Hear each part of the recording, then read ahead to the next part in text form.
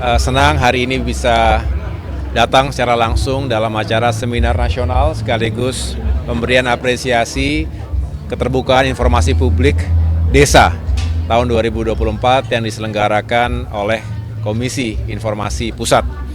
Bersama saya ada Pak Doni Yuskiantoro sebagai Ketua KIP dan para komisioner, dan tentunya saya ingin menjadi bagian perjuangan bersama ke depan untuk terus mengawal dan juga memperkuat demokrasi di Indonesia yang tentunya ini semua harus dilandaskan pada keterlibatan atau partisipasi rakyat dan semua stakeholders di negeri ini sebagai bagian dari mewujudkan demokrasi yang sehat. Ada checks and balances dan masyarakat, setiap warga negara punya hak untuk mengetahui segala sesuatu yang diselenggarakan oleh negara, oleh pemerintahnya, termasuk oleh wakil-wakil rakyatnya. Ini penting karena dengan keterbukaan informasi yang dijalankan secara bertanggung jawab di era digital yang kita tahu juga banyak sekali informasi yang juga tidak jarang terjadi disinformasi atau misinformasi, bahkan bisa memecah belah sesama anak bangsa. Oleh karena itu, kita semua harus tergerak untuk menghadirkan keterbukaan ini kepada masyarakat. Dalam konteks pembangunan infrastruktur dan pembangunan kewilayahan yang menjadi portfolio Kemenko yang sedang saya pimpin saat ini tentu juga penting, karena infrastruktur ini juga akan menjadi milik seluruh rakyat. Oleh karenanya dalam proses perencanaan dan pembangunan itu benar-benar bisa ikut dikawal, bahkan diketahui progresnya oleh masyarakat kita. Dan tentunya kita senang kalau dari proses ini bisa hadir masukan-masukan, feedback, bahkan kritik yang membangun, yang konstruktif, disampaikan dengan cara yang baik, maka sangat bagus bagi pemerintah untuk bisa mendengarkan aspirasi rakyat secara langsung. Begitu. Cukup? Kalau korelasi keterbukaan informasi dan demokrasi, menurut saya gimana? Bagaimana? Antara keterbukaan informasi dan demokrasi Ya, gimana? sangat erat hubungannya. Demokrasi yang sehat itu dilandasi sekali lagi oleh partisipasi masyarakat, karena dari rakyat, oleh rakyat, untuk rakyat. Rakyat harus terlibat dalam segala proses, bukan hanya saat pemilihan. Yang kita baru saja ikuti 2 hari yang lalu, pilkada serentak seluruh Indonesia, juga pemilu misalnya. Itu adalah hak politik, hak memilih yang memang juga melekat pada setiap warga negara yang memiliki hak tersebut.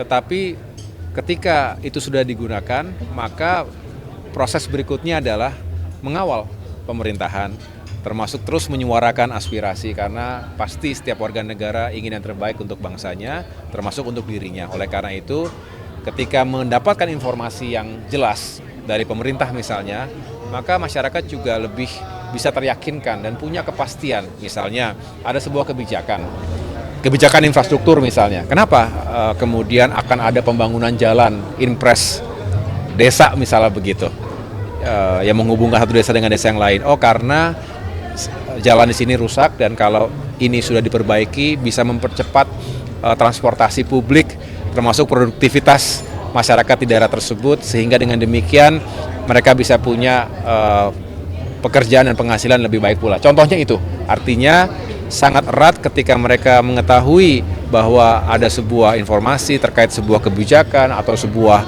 aturan baru, maka masyarakat juga bisa mendapatkan manfaat terbaiknya. Begitu. Cukup ya, makasih teman-teman. Thank you, makasih. Senang hari ini bisa datang secara langsung dalam acara seminar nasional sekaligus pemberian apresiasi keterbukaan informasi publik desa tahun 2024 yang diselenggarakan oleh Komisi Informasi Pusat. Bersama saya ada Pak Doni Yuskiantoro sebagai Ketua KIP dan para komisioner, dan tentunya saya ingin menjadi bagian perjuangan bersama ke depan untuk terus mengawal dan juga memperkuat demokrasi di Indonesia yang tentunya ini semua harus dilandaskan pada keterlibatan atau partisipasi rakyat dan semua stakeholders di negeri ini sebagai bagian dari mewujudkan demokrasi yang sehat. ada checks and balances, dan masyarakat, setiap warga negara punya hak untuk mengetahui segala sesuatu yang diselenggarakan oleh negara, oleh pemerintahnya, termasuk oleh wakil-wakil rakyatnya. Ini penting karena dengan keterbukaan informasi yang dijalankan secara bertanggung jawab di era digital yang kita tahu juga banyak sekali informasi yang juga tidak jarang terjadi disinformasi atau misinformasi, bahkan bisa memecah belah sesama anak bangsa. Oleh karena itu, kita semua harus tergerak untuk menghadirkan keterbukaan ini kepada masyarakat. Dalam konteks pembangunan infrastruktur dan pembangunan kewilayahan yang menjadi portfolio Kemenko yang sedang saya pimpin saat ini tentu juga penting, karena infrastruktur ini juga akan menjadi milik seluruh rakyat. Oleh karenanya dalam proses perencanaan dan pembangunan itu benar-benar bisa ikut dikawal, bahkan diketahui progresnya oleh masyarakat kita. Dan tentunya kita senang kalau dari proses ini bisa hadir masukan-masukan, feedback, bahkan kritik yang membangun, yang konstruktif, disampaikan dengan cara yang baik, maka sangat bagus bagi pemerintah untuk bisa mendengarkan aspirasi rakyat secara langsung. Begitu. Cukup? Kalau korelasi keterbukaan informasi dan demokrasi, Mas Ahaye gimana? Bagaimana? Antara keterbukaan informasi dan Ya. demokrasi gimana? Sangat erat hubungannya. Demokrasi yang sehat itu dilandasi sekali lagi oleh partisipasi masyarakat, karena dari rakyat, oleh rakyat, untuk rakyat. Rakyat harus terlibat dalam segala proses, bukan hanya saat pemilihan yang kita baru saja ikuti 2 hari yang lalu, pilkada serentak seluruh Indonesia, juga pemilu misalnya.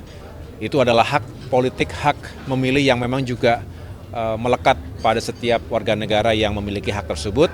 Tetapi ketika itu sudah digunakan, maka proses berikutnya adalah mengawal pemerintahan, termasuk terus menyuarakan aspirasi, karena pasti setiap warga negara ingin yang terbaik untuk bangsanya, termasuk untuk dirinya. Oleh karena itu, ketika mendapatkan informasi yang jelas dari pemerintah misalnya, maka masyarakat juga lebih bisa teryakinkan dan punya kepastian. Misalnya ada sebuah kebijakan infrastruktur misalnya. Kenapa kemudian akan ada pembangunan jalan, impres desa misalnya begitu, yang menghubungkan satu desa dengan desa yang lain. Oh, karena jalan di sini rusak, dan kalau ini sudah diperbaiki bisa mempercepat transportasi publik, termasuk produktivitas masyarakat di daerah tersebut, sehingga dengan demikian mereka bisa punya pekerjaan dan penghasilan lebih baik pula. Contohnya itu, artinya sangat erat ketika mereka mengetahui bahwa ada sebuah informasi terkait sebuah kebijakan atau sebuah aturan baru, maka masyarakat juga bisa mendapatkan manfaat terbaiknya. Begitu. Cukup ya, makasih teman-teman. Thank you, makasih.